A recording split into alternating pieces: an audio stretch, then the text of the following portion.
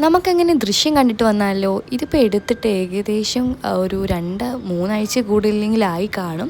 അങ്ങനെ നമ്മൾ ദൃശ്യം കാണാൻ വേണ്ടിയിട്ട് പോവുകയാണ്. ഇറങ്ങിയപ്പോഴാണ്ട് കറക്റ്റ് 7 മണി ആയിട്ടുണ്ടായിരുന്നു.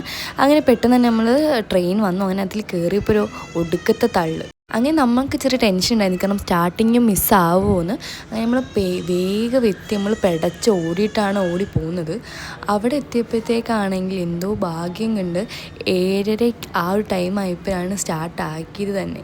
അങ്ങനെ നമ്മൾ എയർപോർട്ടിൻ്റെ അകത്തുള്ള PVRലാണ് പോയത്.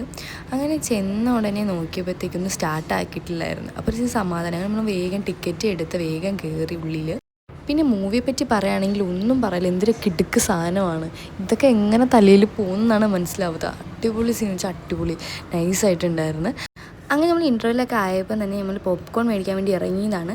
നമ്മൾ പിന്നെ വേറെ എന്തെങ്കിലും മേടിക്കാമല്ലോ പറഞ്ഞ് കയറിയതാണ്. നോക്കിയപ്പോൾ ഒരു എയർപോർട്ടിനകത്തേക്കാളും വില. അങ്ങനെ പിന്നെ നമ്മളാണെങ്കിൽ ഒരു പോപ്കോണിൽ അങ്ങ് ഒതുക്കി.